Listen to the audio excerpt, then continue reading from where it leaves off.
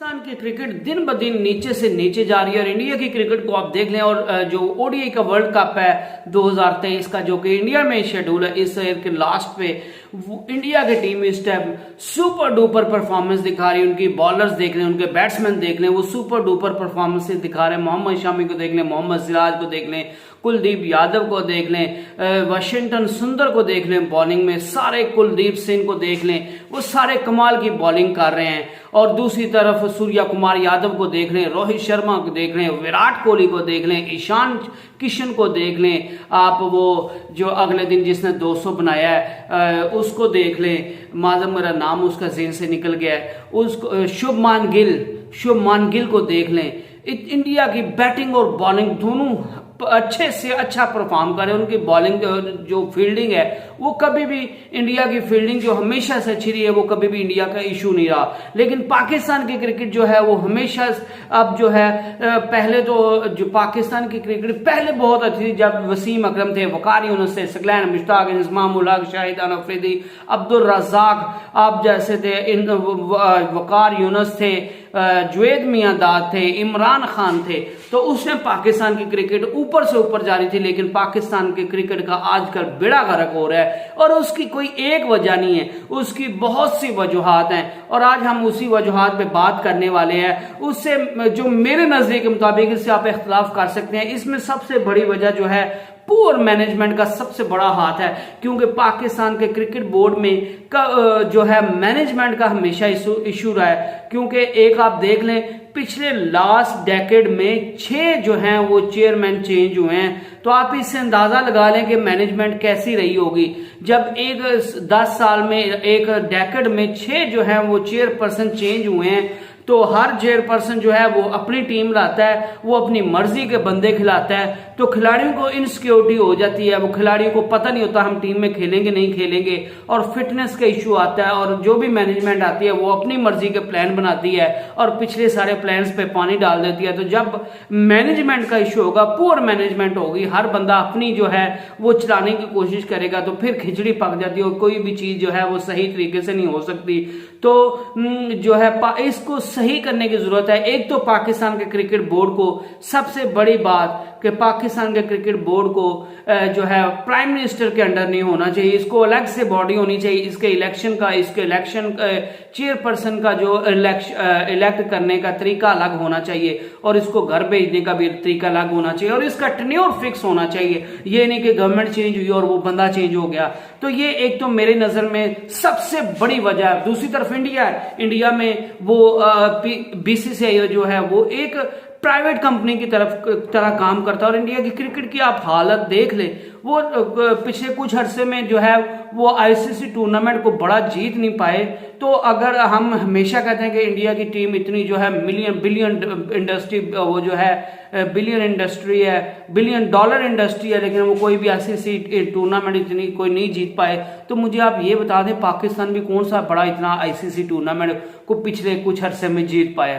पाकिस्तान भी तो कोई नहीं जीत पाए। और ये कोई बहाना नहीं होता, आई एम सॉरी टू से कि ये कोई बहाना नहीं होता कि हम सेमीफाइनल में गए और हम हार गए और हम फाइनल में गए तो इंडिया नहीं गया, तो ये हो गया तो वो हो गया। जब आप जीते नहीं है तो फिर आप चाहे 1 रन से हारे, चाहे आप फाइनल में हारे, चाहे आप पहले मैच में बाहर निकल गए, वो इक्वल टू 0 है।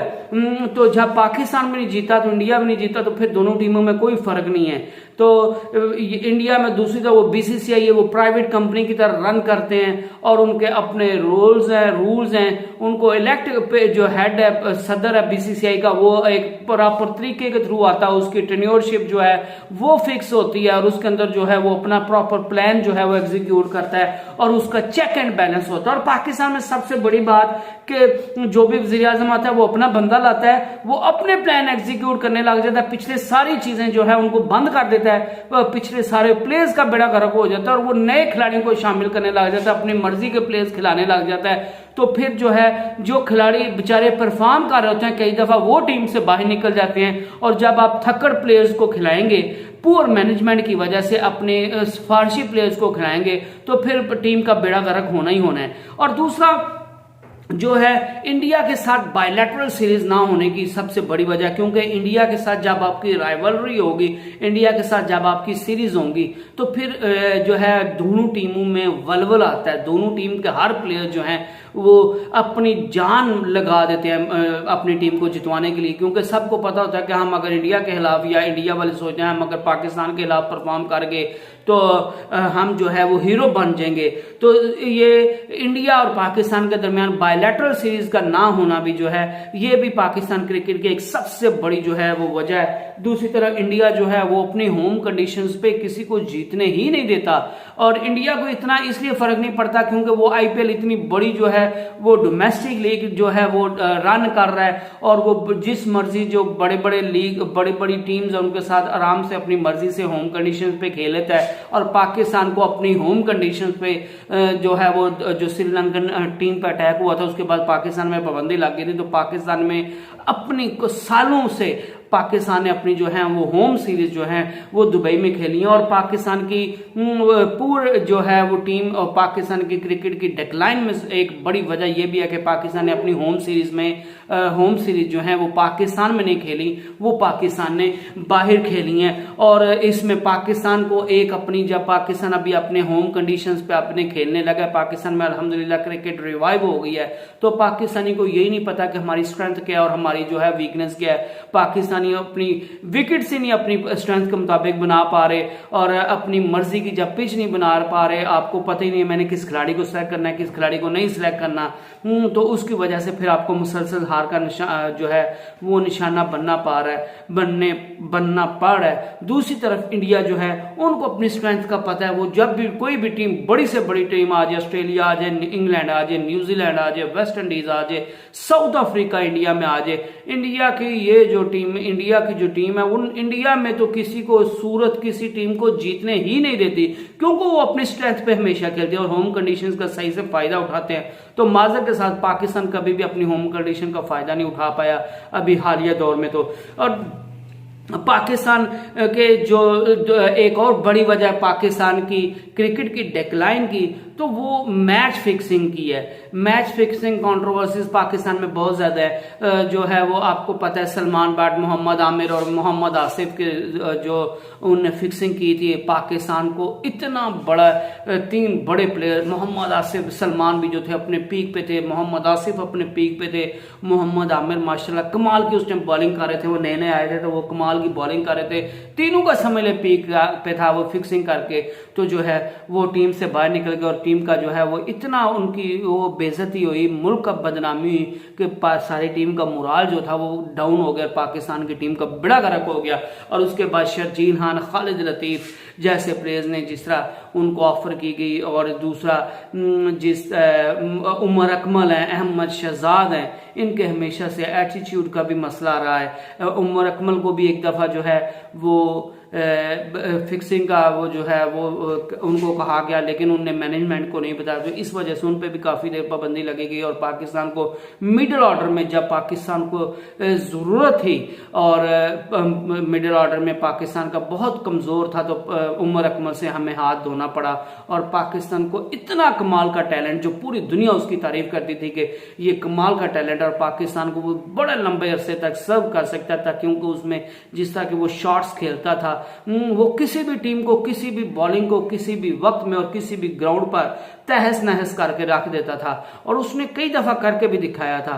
तो वो अपने एटीट्यूड और फिक्सिंग की वजह से जो है वो टीम से बाहर निकल गया। शर्जील खान जो हैं वो उनने अपनी टीम अपना बेड़ा गर्क कर लिया, इतना हार्ड हिटर पाकिस्तान की टीम में था, लेकिन उसने भी जो है वो उसका अपनी जो है वो फिक्सिंग की वजह से उसका भी टीम से निकल गया, और उसने भी अपनी क्रिकेट का बड़ा गर्क कर लिया, और उसका सबसे ज्यादा पाकिस्तान को नुकसान हुआ। दूसरी सारी टीम पे भी असर पड़ जाता है, तो पाकिस्तान का क्रिकेट जो है वो दिन ब दिन नीचे चली गई। और पाकिस्तान का जो डोमेस्टिक का स्ट्रक्चर है ना, हर टीम जो भी है वो अपनी ए जो टीम है ना उसके दौरे मुख्तलिफ मुल्कों में करवाते रहते हैं, और जो मुख्तलिफ टीमें उनकी होम में आती हैं तो उनके साथ उनकी ए जो टीम है वो मैचेस खेलती हैं। तो इस तरह उनकी जो बैकअप प्लान है वो भी तैयार रखते हैं। जो उनको पता होता है कि हमारे पास ये इंटरनेशनल हमारे लेवल प्लेयर है, ये हमारी नेशनल टीम के प्लेयर है, ये हमारी नेशनल ए साइड है। तो जब हमारे नेशनल जो प्लेयर अगर खुदा न खास्ता कोई परफॉर्म नहीं कर पाता या कोई अनफिट हो जाता तो हमारे पास ए टीम जो है उसमें से हमें मुतबादिल प्लेयर लेने की जो है हमारे पास अवेलेबिलिटी है। लेकिन पाकिस्तान ने बदकिस्मती से पिछले काफी अरसे से ए टीम का कोई ना कहीं दौरा करवाया कोई खास, और ना ही होम सीरीज, चूंकि पाकिस्तान ने बाहर सारी खेली हैं तो इस वजह से पाकिस्तान ने अपनी कोई ए टीम भी जो है वो किसी दूसरी टीम के खिलाफ मैच नहीं करवाया। तो पाकिस्तान की बेंच स्ट्रेंथ जो थी वो बिल्कुल जीरो हो गई थी, और पाकिस्तान जो टीम लेके जाता था पाकिस्तान को उसी के साथ ही खेलना पड़ता था, चाहे वो अच्छा परफॉर्म करे या बुरा परफॉर्म करे। और दूसरा पाकिस्तान का बेंच स्ट्रेंथ जो है, शाहिदान अफरीदी जो है वो इस चीज को कह के थक गए हैं। पाकिस्तान को अपना बेंच स्ट्रेंथ इतना मजबूत करना चाहिए। जिस तरह आप देखें इंडिया में कल उमरान मलिक भी खेल सकता था, वो इतनी कमाल की फॉर्म में है, लेकिन रोहित शर्मा ने मोहम्मद शामी को खिलाया और मोहम्मद शामी ने 18 रन देके 6 ओवर में 3 कमाल के विकेट्स ले ली, और इकॉनमी भी जो थी वो 3 की थी। तो उसने इतना कमाल का परफॉर्म किया कि उमरान मलिक पे भी अब प्रेशर होगा, क्योंकि उसको भी पता है कि अगर मैंने टीम में रहना है तो मैंने मोहम्मद शामी जो है उनसे अच्छा परफॉर्म करना है। तो जब खिलाड़ियों के दरमियान आपस में मुकाबला होगा, जब बेंच स्ट्रेंथ होगी, हर बंदे का मुतबादिल प्लेयर, अच्छा कमाल का प्लेयर मौजूद होगा, तो वो जो है टीम फिर आगे जाती है। और इंडिया की टीम में ये मौजूद है, लेकिन पाकिस्तान की टीम में माज़ा के साथ ये मौजूद नहीं है। और पाकिस्तान में जो है वो अपनी पर्सनल लाइक्स और डिसलाइक्स और कैप्टन की मर्जी के और सिफारशी प्लेयर कैप्टन अपने दोस्तों को खिलाता रहता है, और सब कॉन्टिनेंट में हमेशा ये चलता है, ये कोई नई बात नहीं है। लेकिन इंडिया जो है वो अपनी गलतियों से सबक सीख रहा है, और उसने अब जो है फैसला कर लिया कि भाईजान जो बंदा डिजर्विंग है हम उसी को खिलाएंगे। हमने बहुत अरसा जो है ये पर्सनल लाइक्स और डिसलाइक और यारी नातियों के चक्कर में अपनी टीम का बड़ा गर्क कर लिया है, और हम मजीद इस चीज पे काम नहीं करेंगे। लेकिन पाकिस्तान में अब भी वही है कि जो भी कैप्टन बनता है, जो भी मैनेजमेंट आती है वो अपनी मर्जी के बंदे खिलाती है, जो भी कैप्टन आता है जो मैनेजमेंट आती है वो अपनी मर्जी के कैप्टन बनाती है, वो अपनी मर्जी का वाइस कैप्टन बनाती है, वो अपनी मर्जी की कोचिंग स्टाफ लाती है, और फिर अपनी मर्जी के सारे जो है वो बोर्ड, जब जो है कैप्टन उनकी मर्जी का होगा तो वो उनका पंजाबी में कहते हैं काना होगा, तो फिर कैप्टन अपनी मर्जी के बंदे खिलाता है, अपने यार सारे खिला लेता है। तो ना बोर्ड उनको कुछ कह सकता है, ना बोर्ड ना कप्तान को या कोच को कुछ कह सकता, ना कोच या जो कैप्टन है वो जो है वो चेयरमैन को कुछ कह सकते हैं, मैनेजमेंट को कुछ कह सकते हैं, क्योंकि सब भी जो है वो एक ही थाली के चटे बटे होते हैं। तो इस वजह से पाकिस्तान के क्रिकेट का बड़ा गर्क हो रहा है। लेकिन इंडिया ने तो सबक सीख लिया, पाकिस्तान पता नहीं कब सबक सीखेगा। दूसरा, मेरे ख्याल से पाकिस्तान को अब जो है वो कैप्टेंसी में भी लैकनेस आ रही है। पाकिस्तान को इमरान खान, जुवेद मियांदाद, वसीम अकरम, वकार यूनुस, इंजमाम उल हक, शाहिदान अफरीदी के बाद जो है वो ऐसा कोई कैप्टन नहीं मिला जो पाकिस्तान की टीम को सही डगर पे चला सकती, या जो इतना फर्म हो कि वो अपनी मर्जी से वो अपनी मर्जी के बंदे खिलवा के मेरिट पे अपनी मर्जी से मुताबिक मेरिट पे बंदे खिला के तो उनसे फिर परफॉर्मेंस भी दे और हर चीज का जवाब दे बने, और ये सिफारशी प्लेयर ना खिलाए, बंदे उनको खिलाए जो मेरिट पे हो।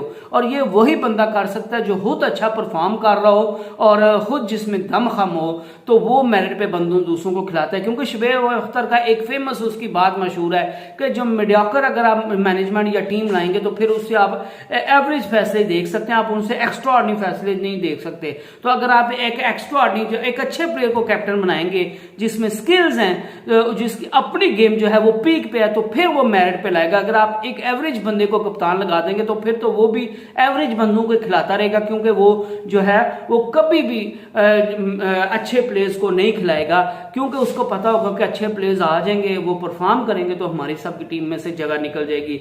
तो ये भी बड़ी बात है। बैट सिलेक्शन भी है पाकिस्तान में जो है, मैंने पहले बात की पर्सनल लाइक्स और डिसलाइक्स और कप्तान और कोच की, और मैंने जो बोर्ड है उसकी हाँ में हाँ मिलाने वाले प्लेयर्स कि हमेशा खिला दिया जाता है। इंडिया में भी ये होता है और इंडिया ने काफी अच्छा सब होता है, लेकिन अब वो अपनी गलती से सबक सीख गए हैं। लेकिन पाकिस्तान ने अपनी गलती से कभी सबक नहीं सीखा, अभी तक तो सबक नहीं सीखा। और पाकिस्तान को सबसे पाकिस्तान की बड़ी वजह पता क्या है, जब बंदा नाकाम तब होता है जब बंदा मगरूर हो जाता है और जब अपनी गलतियों पे काबू पाने के बजाय अपनी गलती मानता ही नहीं। और जब बंदा कोई अपनी गलती मान लेता है और उसको दूर करने की कोशिश करता है तो फिर अल्लाह भी उसकी मदद करता है और फिर वो बंदा जो है तरक्की कर जाता है। यही टीम की अगर टीम जो है अपनी गलतियों को मानने की कोशिश करती है, उसको दूर करने की कोशिश करती है, तो फिर टीम में बेहतरी आ जाती है। लेकिन इंडिया की टीम ने अपनी गलतियों को पे काम करने की कोशिश की, अपनी गलती को माना, अपनी गलतियों पे काम करने की कोशिश की। तो आज इंडिया की परफॉर्मेंस देख लें, जो न्यूजीलैंड की टीम जिसने पाकिस्तान को टेस्ट में भी जो था नाखून चन्नू चबवा दिए, सरफराज अहमद की इनिंग ना होती तो पाकिस्तान टेस्ट में भी हार जाता था। ओडीआई में न्यूजीलैंड पाकिस्तान को हरा गई। वही टीम जो है वो इंडिया में जाके इतनी बुरी तरह फ्लॉप हुई है कि लग रहा है ये तो क्लब के क्रिकेटर है जो इंडिया की जो है वो नेशनल टीम के साथ खेल रहे हैं। तो ये फर्क है, जब आप अपनी गलतियों से सबक सीखते हैं और अपनी गलतियों पे काम करते हैं और उन पे काबू पाते हैं, तो फिर आपकी जो है वो परफॉर्मेंस हाई क्लास की हो जाती है। और जब आप मेरिट पे बंदे खिलाएंगे तो फिर आपकी परफॉर्मेंस में भी फर्क आएगा। तो पाकिस्तान के साथ फिटनेस इश्यूज भी बहुत हैं, इंडिया के साथ इतने नहीं है, क्योंकि इंडिया वाले जो है वो फिटनेस पे कॉम्प्रोमाइज नहीं करते।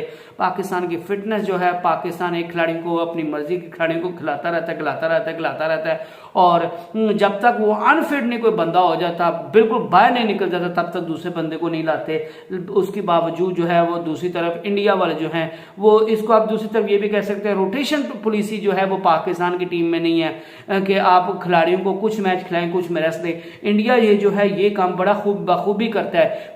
उनके परवीन कुमार है, उनको भी खिलाते हैं, मोहम्मद शामी को भी खिलाते हैं, शर्जील को भी खिलाते हैं, जो है वो कुलदीप यादव को भी खिलाते हैं, कुलदीप सिंह को भी खिलाते हैं, युजवी चाहल को भी खिलाते हैं, युजविंदर चाहल को भी खिलाते हैं और बुमराह को भी खिलाते हैं। तो इस वजह से उनके फिटनेस इश्यूज इतने नहीं आते। इसी तरह वो बैटिंग में भी जो है वो कुछ प्लेयर्स के अलावा सबको रोटेट करते रहते हैं कि किसी टाइम भी उनको अगर किसी को फिटनेस मिसाइल हो जाता है या कोई आउट ऑफ फॉर्म हो जाता है तो हमारे पास मुतबादिल प्लेयर जो है वो मौजूद हो। लेकिन पाकिस्तान में ऐसा कुछ नहीं है। तो पाकिस्तान के पास, मैंने कप्तानी की बात की कि पाकिस्तान के पास जो है वो ब्रेनलेस कप्तानी की भी एक जो है वो बड़ी वजह है। इसके अलावा भी बहुत सी वजूहत है, इसके लिए एक वीडियो जो है वो कम पड़ेगी। तो जो मेन पॉइंट थे वो मैंने आज आपको बता दी कि पाकिस्तान और इंडिया की टीम में जो है वो क्या क्या फर्क है और पाकिस्तान की टीम क्यों नीचे जा रही है और इंडिया की टीम क्यों ऊपर जा रही है। आप इसी के मुतालिक मुझे अपनी जो है वो कीमती आरा से आगाह कर सकते हैं कि मैंने सही कहा या गलत कहा, या आपके नज़दीक पाकिस्तान की क्रिकेट में गिरावट की वजह क्या और इंडिया की जो क्रिकेट है उसकी जो ऊपर जा रही है दिन ब दिन उसकी वजह क्या है। ये आप अपने मुझे कमेंट्स में बता सकते हैं। स्टे ब्लेस्ड, अल्लाह हाफिज़।